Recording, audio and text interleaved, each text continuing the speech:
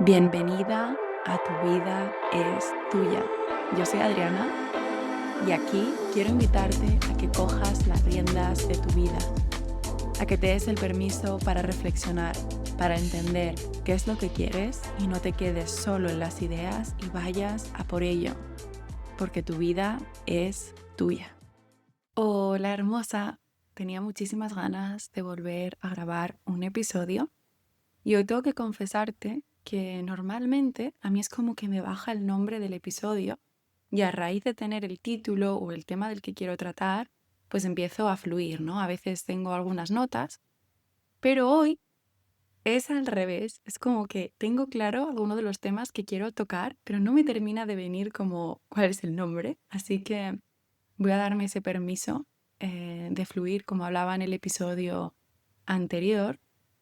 Y si todavía no lo has escuchado, te invito a que lo escuches porque hay una parte que va a estar relacionada con lo que hablaba en el episodio anterior, ¿no?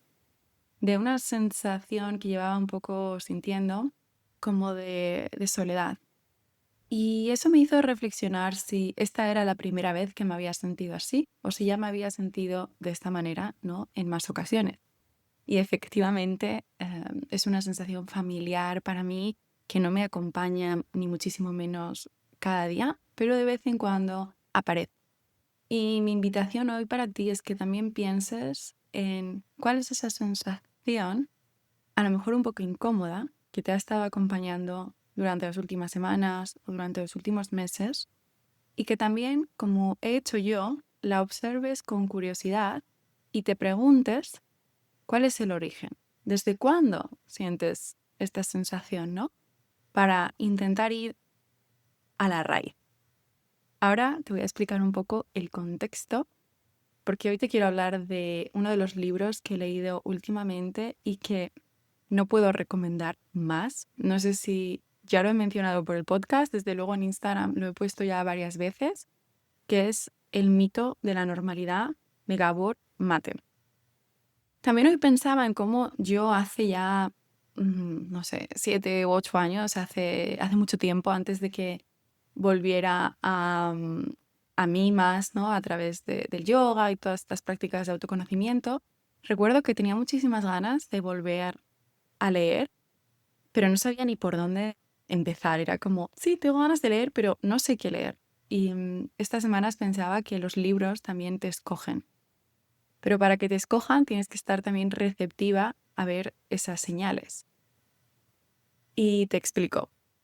Los últimos 2 libros que he leído, que hoy te voy a compartir sobre ellos porque hay muchísima información valiosa, los compré en una librería preciosa de Lisboa que se llama Salted Books. Como siempre, todos los sitios que menciono te los dejo en la descripción. Y es una librería pequeña, con todos los libros están en inglés. Y la primera vez que fui con una amiga, en una de las mesas principales estaba este libro, ¿no? Del que voy a hablar hoy, El mito de la normalidad. Ahí como llamándome a gritos. Y me puse a observarlo porque yo ya conocía a Gabor Mate, había escuchado entrevistas de él, pero luego me daba un poco de respeto, como es un libro así bastante denso, pensar, no sé si comprarlo en inglés. Y es verdad que algo que suelo hacer cuando no tengo claro si quiero comprar algo o no es, ok, no lo compro, lo voy a dejar ahí, lo voy a dejar reposar y si me sigo acordando de él es una señal de que sí, ¿no? Y efectivamente, semanas más tarde yo seguía pensando en el libro, seguía pensando, tenía que comprarlo. Y cuando volví, ahí estaba esperándome en la misma mesa y lo compré. Y ahora que ya lo he terminado, he vuelto para comprarme un libro nuevo y no había ni rastro de este libro. O sea, este libro ya no estaba por ningún lado. Y fue como, interesante. Y también pensaba en eso, en cómo otros libros han llegado a mí de varias personas que te lo recomiendan. O en el episodio que os hablaba de mi experiencia con la ayahuasca, comentaba, ¿no? Como un chico que conocí así de forma fugaz en Berlín me empezó a hablar sin parar de, del poder de la hora, que es como uno de los libros más famosos, ¿no? Yo digo que es como un poco para iniciación al mundo de la espiritualidad y no paraba de hablar de ese libro hasta el punto de que terminó regalándomelo. Y, y a veces eso, hay como vínculos muy fugaces que siento que solo aparecen para algo así. Y justo me lo regaló antes de hacer mi primer viaje sola, que siento que era el momento en el que yo iba a estar más receptiva para, para leerlo, ¿no? Y entonces, bueno, volviendo al tema de hoy, el libro de Gabor Mate nos plantea algo muy interesante y es como en nuestra sociedad tendemos a separar las enfermedades del cuerpo con las enfermedades de la mente, con las enfermedades emocionales, ¿no? Y él plantea que no tiene sentido, porque somos un todo y tendríamos que empezar a vernos como un ente completo. Y además de vernos como un ente completo, ver lo interconectados que estamos. Por eso habla también de cómo curarse en una sociedad tóxica.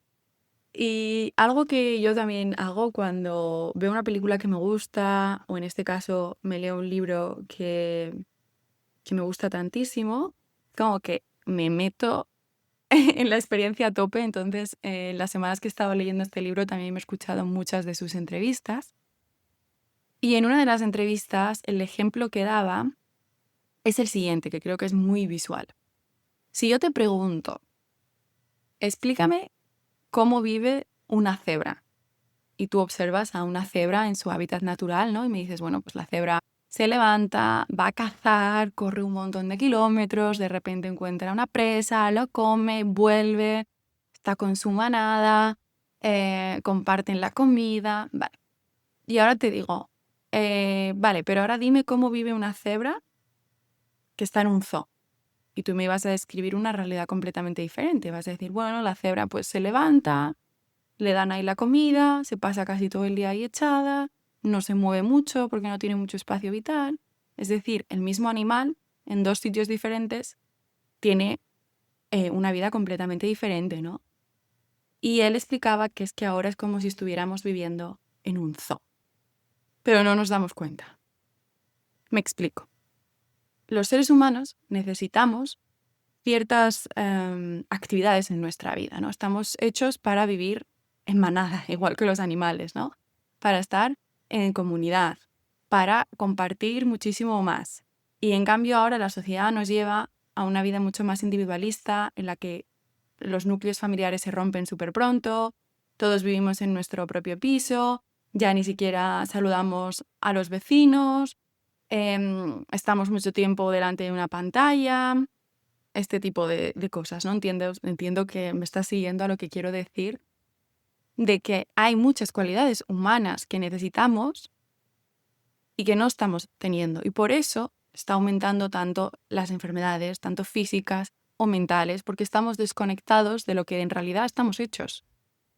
Y él habla muchísimo también de el trauma y explica, porque él habla mucho, ¿no?, de lo que nos pasa durante nuestra infancia, incluso durante el parto, o sea, antes de que nazcamos. Y hay muchísimos estudios que demuestran que el estado emocional de la madre se transmite al feto y ya te influye, ¿no? Y esto es importante verlo, no desde una parte de, uy, estoy programada para ser así o estoy condicionada y esto no tiene cambio. No, está hecho para observarlo y poder cambiar, porque él explica que el trauma no es lo que te pasó, es la herida emocional que dejó en ti. Es como tu mecanismo de defensa que desarrollaste para protegerte, ¿no?, de esa situación que pasó, y aunque ahora ya no siga pasando, tú lo sigues haciendo de forma inconsciente. Y también cuando oímos la palabra trauma, a veces pensamos en algo enorme y catastrófico. Y él diferencia entre dos tipos de trauma. Trauma con mayúscula sí que está más alineado con ese trauma que nos viene a la mente, así como más grande, que puede ser que se te muera un familiar, que haya un abuso, que haya una guerra, ¿no?, que nazcas en un sitio donde hay guerras. Pero luego el trauma pequeño también es muy interesante, porque pocas veces nos paramos a pensar en él, que es la ausencia de algo que necesitas como ser humano en tu infancia. Él habla sobre todo de los 7 primeros años de vida, ¿no? Porque ahí explica también que los niños somos un poco narcisistas, digamos, y todo lo que pasa a nuestro alrededor nos lo tomamos como algo personal. No somos capaces de diferenciar que lo que pasa a nuestro alrededor no todo tiene que ver con nosotros. Es decir, Si vemos a nuestros padres enfadados o discutiendo, pensamos que es nuestra culpa, porque no tenemos esa capacidad, ¿no?, de discernir. Entonces, el trauma pequeño es cuando tú no recibes lo que un ser humano necesitaría cuando eres pequeño. Es decir, que te presten atención, que jueguen contigo, porque el juego es súper importante, no es algo superficial. Y como te puedes imaginar, hay muchas personas a las que no les han podido prestar esa atención que un niño necesita. Y no es porque sus progenitores no les quiera. Una vez más, es por cómo está hecho, ¿no?, la sociedad.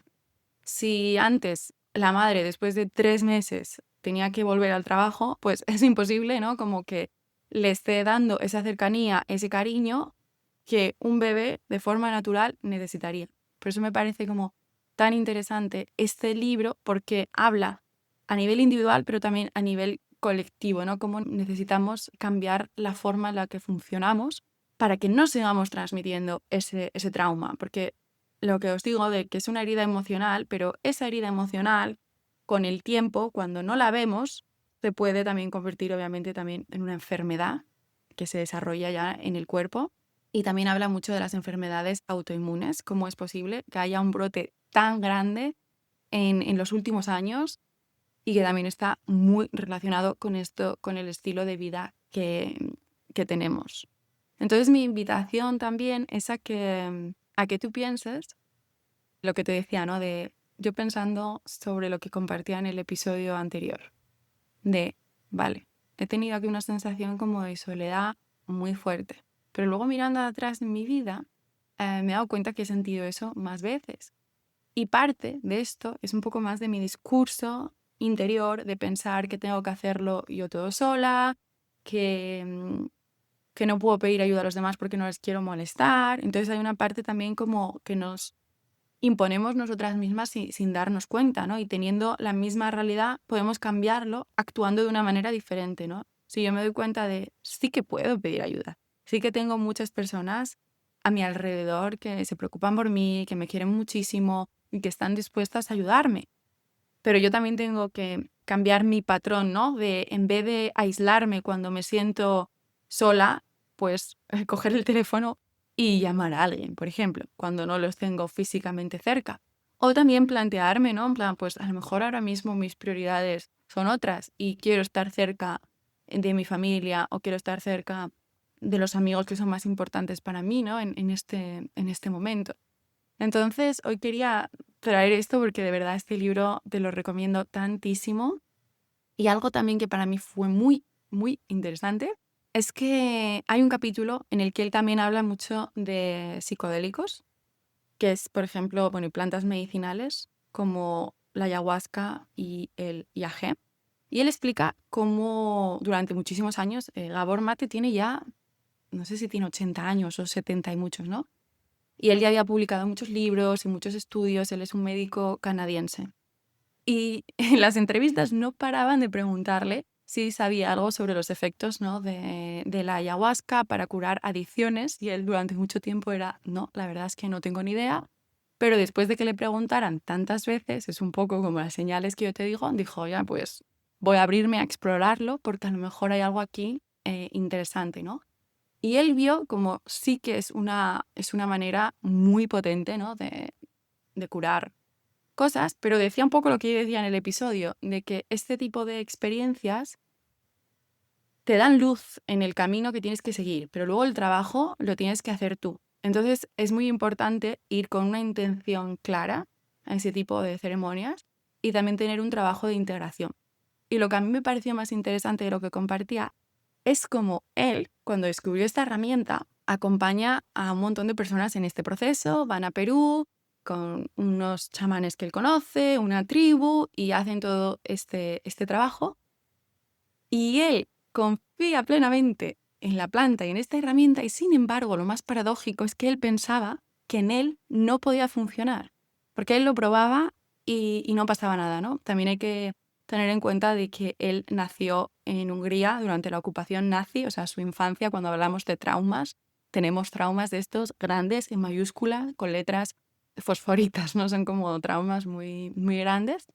Y, y me pareció tan curioso ver cómo muchas veces podemos ver las posibilidades en otras personas y nos cuesta muchísimo más en nosotros mismos.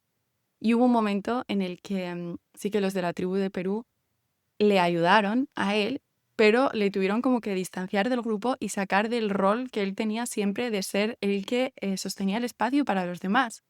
Y también aquí comentaba que en este retiro específico que hizo de ayahuasca era para médicos. Entonces eran médicos de Occidente que venían para curar sus cosas y tal, y los de la tribu quedaron alucinados de cómo tenían de cargada la energía, porque obviamente los médicos, psicólogos, cualquier persona que trabaje ayudando a otras personas, pues tienes que sostener también como mucha energía del otro. Y en la cultura occidental no hacemos mucha limpieza de eso, ¿no? Y él también habla mucho de la sabiduría de los indígenas, que eso tengo también clarísimo, cómo a medida que vamos evolucionando, entre comillas, estoy evolucionando, muchas veces como que nos olvidamos de esa sabiduría que hay tan pura, o sea, como que lo rechazamos, ¿no?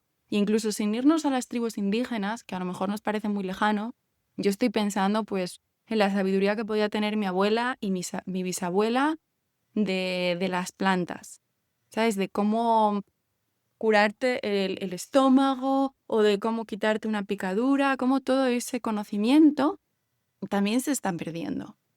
Y es importante eso, verlo con curiosidad. Ahora siento que sí que hay un renacer de esto, ¿no? Un poco con lo de la espiritualidad. Y es que al final no es nada nuevo, es simplemente volver a recordar quiénes somos y de dónde venimos. En otros capítulos que os hablaba de una formación que hice en Bali para facilitar espacios sagrados, mi maestra, Kirsty, lo que hacía era irse a Sudamérica a una inmersión, digamos, con tribus de allí y a aprender de las prácticas que hacía. Y al final es este proceso, ¿no?, de recordar, y esto es también hilando con lo que os decía al principio, es como un poco recordar nuestra humanidad, o sea, lo sanador que es. No sé si alguna vez lo has hecho, pero si no, te lo recomiendo muchísimo, sentarte en un círculo con personas alrededor de un fuego a tocar instrumentos y a cantar, sin ningún tipo de objetivo, simplemente estar ahí. Y si estáis todos presentes y si estáis todos con apertura, es como una sensación de unión tan grande. Y esto, si miramos hacia atrás, pues es lo mismo, ¿no?, que hacían pues los seres humanos hace muchísimos años en las cavernas, ¿no? Entonces, bueno, sentía que tenía que traer de verdad un poco mini resumen de este libro, porque para mí es un libro que pondría de lectura obligatoria en todos los colegios, incluso también antes para todos los profesores y luego también para todos los alumnos. Y como última nota sobre este libro, pues él también explica cómo hay una correlación entre la forma de ser de las personas y las enfermedades que desarrollan, que ahí vemos el vínculo, ¿no?, que hay entre nuestra forma de actuar, nuestro estado emocional y luego lo que se refleja en el cuerpo, y también de cómo los grupos sociales que están más discriminados pues tienen mayores ratios, ¿no?, de enfermedad. Así que, bueno, lo dicho, yo te lo recomiendo muchísimo. También viendo mi amor por hablar de los libros, en un futuro me encantaría tener, o en un futuro cercano, como un club de lectura, porque creo que es muy enriquecedor también leerlo y comentarlo y llegar a nuevas perspectivas, ¿no? Y cuando lo terminé, pues el fin de semana pasado, volví a esta librería sin tener ni idea de qué libro iba a coger. Sí que iba más enfocada, que me apetecía una lectura así como más fácil, de cara al verano. También estoy sintiendo mucho esas ganas de un poco de pausa, para volver a recargarme de creatividad y de foco, que siento que también los libros que me están llegando están siendo como una confirmación de por dónde quiero ir, ¿no? Y me encontré con un libro que es súper bonito. Todavía voy como menos de la mitad, pero es precioso. Que es Conversations on Love, conversaciones sobre amor, me imagino que es en español. Y habla sobre todo tipo de amor, no solo el amor romántico, sino también con nuestra familia, con nuestros amigos, con las personas que vemos en la calle. Y me gusta mucho también cómo está escrito, porque la autora nos va contando su perspectiva, pero luego también va entrevistando a personas, que me encanta. Es como si fuera este formato del podcast de entrevistas, pero puesto en un libro con diferentes expertos. Y de hecho también aparece Esther Perel, que os hablaba de ella en el último episodio, ¿no? Que es una experta en relaciones. Eso, llevo menos de la mitad y he llorado mucho, me ha emocionado, porque te hace ver el amor de una forma muchísimo más global y cómo es lo que más necesitamos en la vida. Y comentando un poco esa sensación que estoy sintiendo, siento que no soy la única, porque hablando con amigas siento que es algo que estamos sintiendo de forma individual, pero también colectiva, como una necesidad de pausa, de replantearnos la forma en la que estamos haciendo las cosas. Y a mí lo que me viene una y otra vez es la necesidad de tener conexiones humanas auténticas, porque siento que sin darnos cuenta cada vez estamos más desconectados. Tenemos esa falsa sensación, ¿no?, de estar hiperconectados digitalmente, pero luego hay una desconexión, perdón, a veces con nosotros mismos, ¿no? Que por eso creo que también es importante que cada uno hagamos nuestro trabajo individual, conectando con esas prácticas que nos llenan, que entiendo que para cada uno puede ser algo diferente. Yo últimamente estoy explorando muchísimo la pintura y me ayuda un montón a conectar con mi verdad, o la práctica física también de yoga.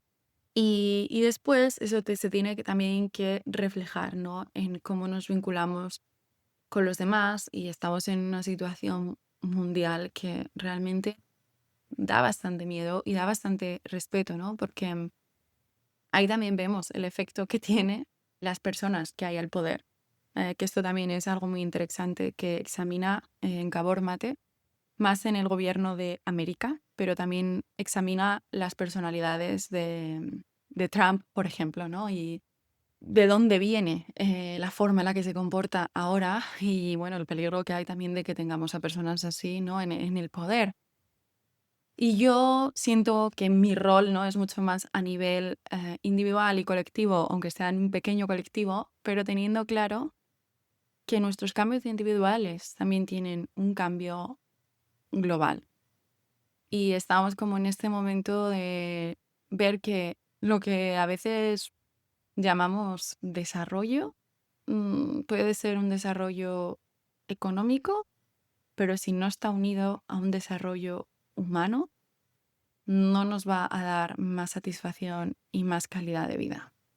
Entonces, yo siento esa necesidad de volver a esas prácticas que nos conectan con nuestra humanidad, como son los círculos, que un poco, modo anécdota, lo comentaba en el último círculo que hice en Asturias. Hace unos años, en 2020, me vi la serie de Years and Years, creo que está en HBO, que está basada en una familia en Reino Unido. Es como si naciera un bebé, ¿no?, en ese año, y luego se llama Years and Years porque te va contando lo que pasa con los años, ¿no?, cómo va creciendo ese bebé y lo que va pasando en el mundo. Es como una serie futurista, pero que da bastante miedo y respeto, porque el futuro que presenta no es algo de extraterrestres y que veas como muy fantasioso, es algo que es, por desgracia, bastante real, ¿no? De cómo hay crisis de migración, cómo hay guerras, cómo la extrema derecha va ganando más fuerza. Entonces, ves la serie y da un poquito de miedo y respeto, y de repente, en medio de ese caos, había una persona que era una cuentacuentos, un storyteller, que se dedicaba a reunir a las personas alrededor de un fuego y a compartir historias. Y esa escena despertó algo en mí, pero porque yo cuando vi eso fue como, esa sería yo. Este es mi rol. O sea, lo tengo clarísimo. Puede haber caos, pero yo voy a hacer lo que pueda por recordar de dónde venimos y el poder que es juntarnos y hablar con total sinceridad y compartir. Y eso crea una semilla en todos nosotros y a nivel global si más personas viviéramos de esta forma consciente. Y bueno, esto siento que es todo por hoy. Me encantará saber qué ha despertado este episodio en ti. Si te animas a leer algunos de estos 2 libros, me encantará que me lo digas por Instagram. que es Adriana_Vázquez_González. Te voy a dejar el enlace en la descripción. Y sobre todo te deseo que este verano te des el permiso para parar, recordando que parar no es no hacer nada, sino dejar de hacer lo mismo por inercia. Y te mando un abrazo enorme, enorme, enorme, enorme. Y te recuerdo que tu vida es tuya.